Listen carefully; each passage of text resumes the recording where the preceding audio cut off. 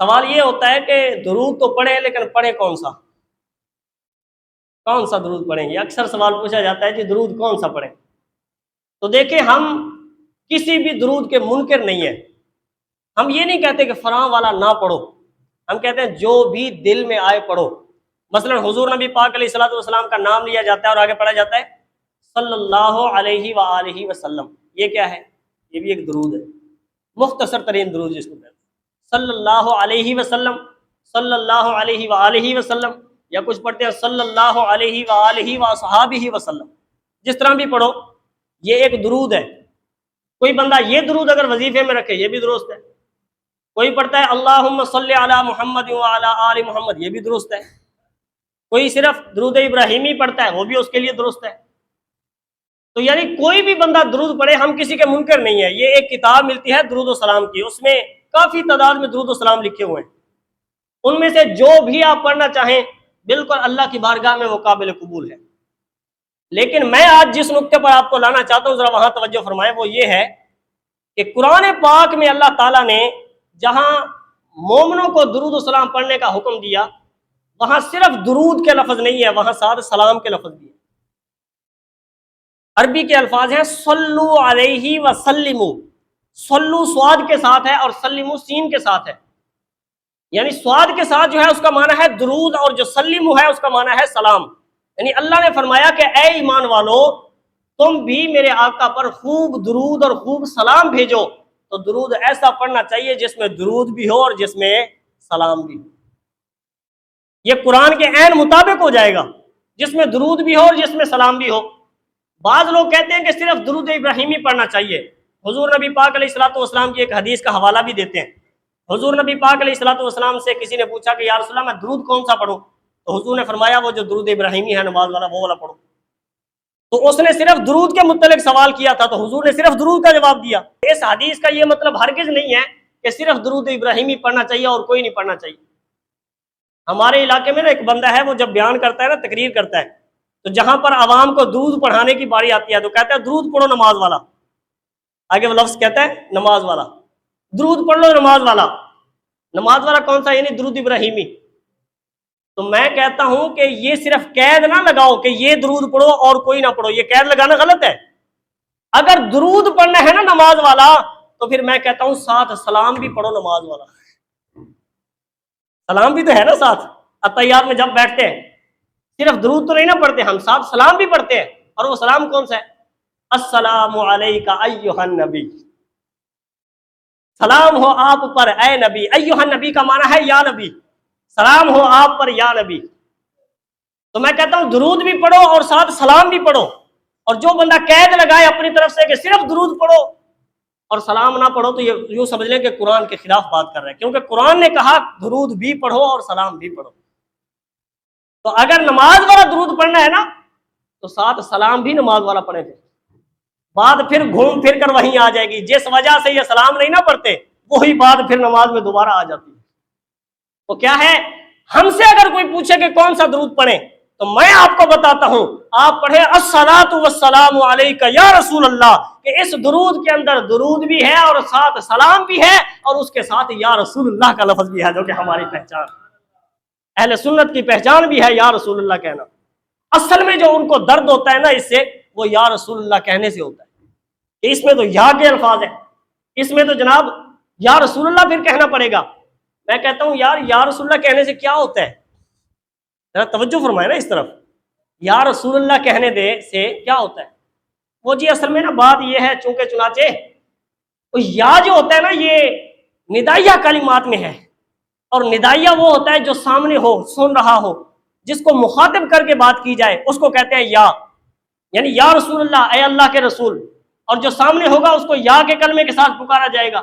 تو حضور تو دور ہے نا، حضور تو مدینے میں ہے، وہ ہماری آواز کیسے سنیں گے؟ تو یا کے ساتھ ہم کیسے پکار سکتے ہیں؟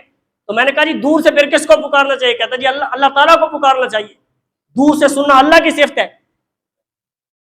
یہ اس بندے کا بیان ہے، دور سے سننا کس کی صفت ہے؟ اللہ کی صفت ہے۔ بندہ اس سے پوچھے کہ دور سے سننا اللہ کی صفت کیسے ہے، پہلے یہ بتاؤ اللہ دور ہے صحیح؟ اللہ کی صفت تو تبھی بنے گی نا جب اللہ دور ہوگا، جب اللہ دور ہے ہی نہیں تو دور سے سننا اللہ کی صفت کیسے بن گئی؟ اللہ نے قرآن پاک کے اندر ارشاد فرمایا وَإِذَا سَأَلَكَ عِبَادِي عَنِّي فَإِنِّي قَرِيبٌ، کہ بندے، اے محبوب، جب میرے بندے آپ سے سوال کریں میرے متعلق تو آپ ان سے فرماؤ میں تمہارے قریب ہوں، فَإِنِّي قریب، اللہ تو بندے کے قریب ہے، نَحْنُ أَقْرَبُ إِلَيْهِ مِنْ حَبْلِ الْوَرِيدِ، اللہ فرماتا ہے میں اپنے بندے کی شاہ رگ سے بھی زیادہ قریب ہوں۔ تو جو اللہ شاہ رگ سے بھی زیادہ قریب ہو، دور سے سننا اس کی صفت کیسے بن گئی؟ دور سے سننا خدا کی صفت کیسے بن گئی؟ ذرا یہ بھی تو سمجھائے نا، دور سے تو وہ سن سکتا ہے جو دور ہو۔ میرے دوستوں بزرگوں، سوال کرتے ہیں کہ حضور نبی پاک علیہ الصلوۃ والسلام دور ہیں، لہٰذا وہ دور سے سن نہیں سکتے، اور یا رسول اللہ کا اس میں لفظ ہے، لہٰذا بعض لوگ اس کو شرک تک کہہ دیتے ہیں کہ یہ شرک پہ ہے درود السلام پڑھنا، الصلاۃ والسلام علیک یا رسول اللہ پڑھنا کیا ہے؟ شرک ہے۔ پڑھو قرآن میں ہے یا ایھا الرسول، قرآن میں ہے یا ایھا النبی، ہاں جی، قرآن میں ہے یا ایھا المدثر، ایھا کا معنی یا ہی بنتا ہے، اے مدثر، اے اللہ کے نبی، اے یا ایھا الرسول، اے اللہ کے رسول، اے رسول، اور یا ایھا المزمل، اے مزمل کی چادر اوڑھنے والے۔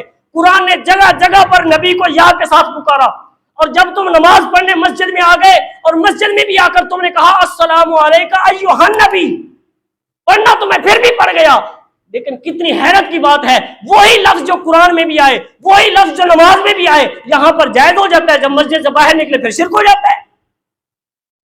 کیسی لوگوں کی ذہنیت ہے، یا رسول اللہ کہنا کہتے ہیں شرک ہو جاتا ہے۔ تو بتائیے، جو لفظ نماز میں آ جائے، جو لفظ قرآن میں آ جائے، وہی لفظ اگر مسجد سے باہر جا کر پڑھے تو شرک ہو جائے گا؟ تو ایسے لوگوں کو مینٹلی طور پر اپنے دماغ کا علاج کرانا چاہیے، جو حضور نبی پاک علیہ الصلوۃ والسلام پر درود و سلام پڑھنے کو معاذ اللہ شرک سمجھتے ہیں۔ یا رسول اللہ کہنا، آپ بتائیے قرآن میں یا ایھا النبی نہیں ہے، قرآن میں ہے یا ایھا الرسول، تو یہ لفظ اللہ تعالیٰ نے خود قرآن پاک میں نازل فرما دیے، جو ہمارے لیے سب سے بڑی دلیل بن گئے۔ جب بندہ کوئی قرآن پڑھ رہا ہو تو وہ کہہ رہا ہوتا ہے یا نبی یا رسول، جب نماز پڑھ رہا ہو تو عین نماز کی حالت میں کہہ رہا ہوتا ہے السلام علیکم ایھا النبی، اے نبی آپ پر سلام ہو۔ تو جو چیز نماز میں اور قرآن میں جائز ہے نا پڑھنا، وہی چیز نماز کے بعد بھی پڑھنا جائز ہے۔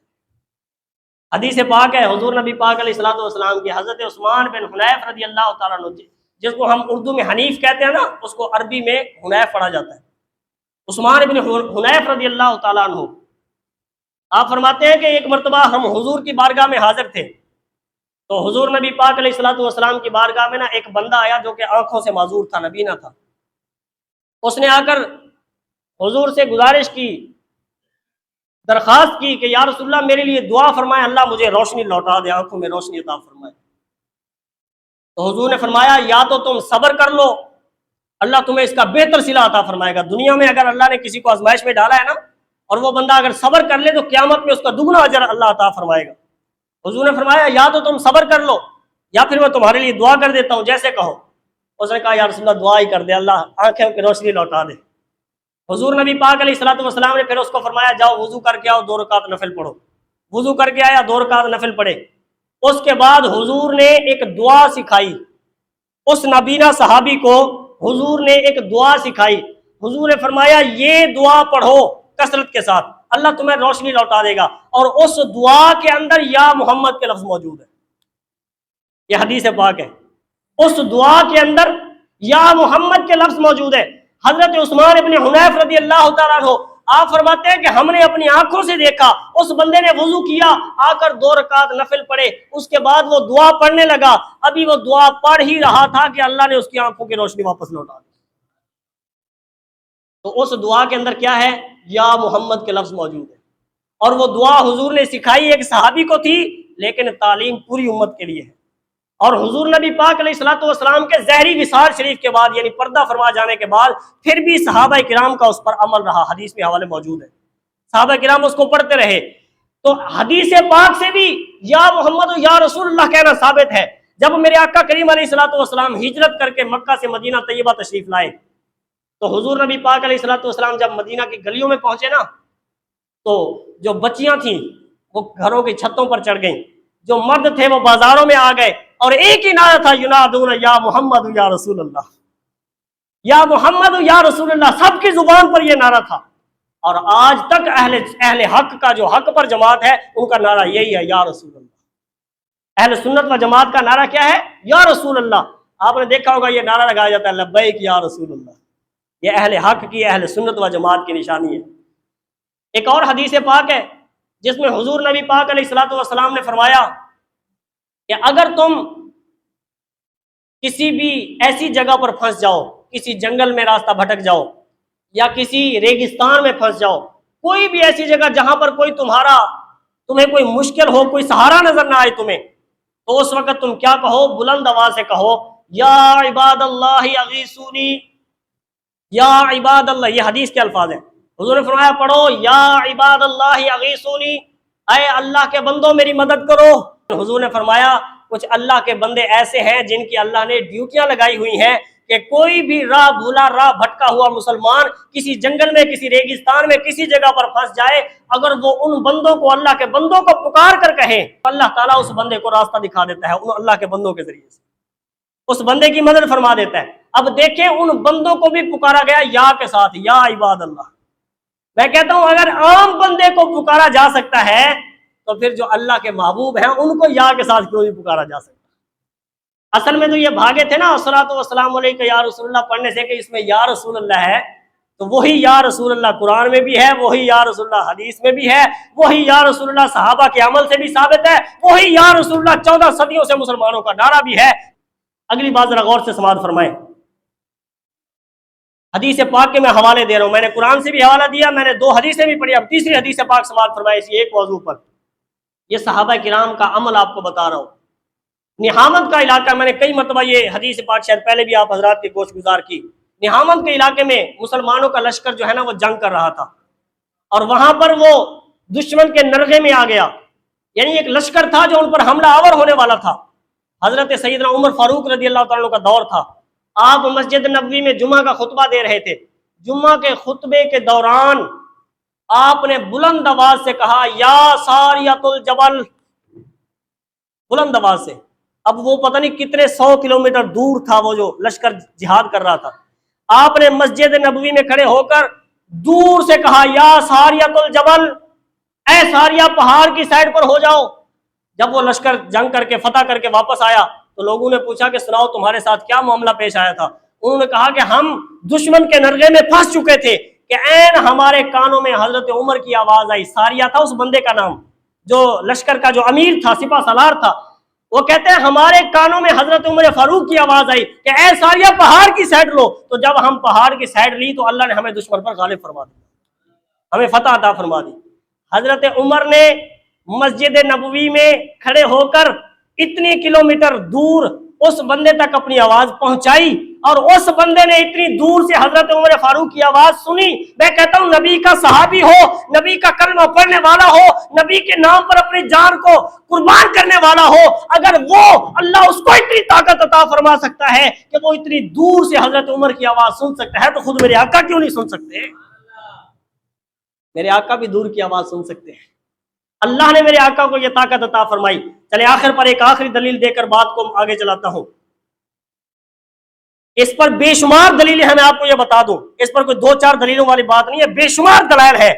حضرت سلیمان علیہ السلام کا لشکر جا رہا تھا کسی علاقے میں، اور چیونٹیوں کا ایک گروہ تھا۔ چیونٹیاں، یہ بلیک کلر کی جو چیونٹیاں ہوتی ہیں، ان کا ایک گروہ تھا۔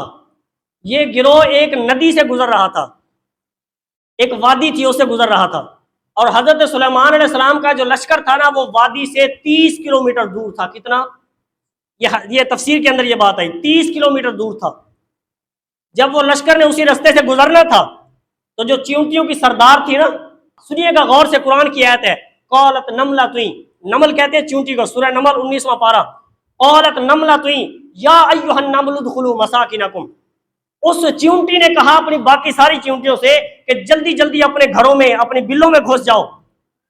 نمل ادخلوا مساکنکم لا یحطمنکم سلیمان وجنودہ وہم لا یشعرون، کہ سلیمان اور ان کے جنوں کا جو لشکر ہے نا وہ آ رہا ہے، کہیں ایسا نہ ہو کہ ان کو پتہ نہ چلے اور تم ان کے قدموں کے نیچے آ جاؤ۔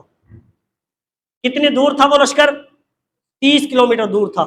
آگے ہے فتبسم ضاحکا من قولھا، حضرت سلیمان علیہ السلام اس چیونٹی کی آواز سن کر مسکرا پڑے۔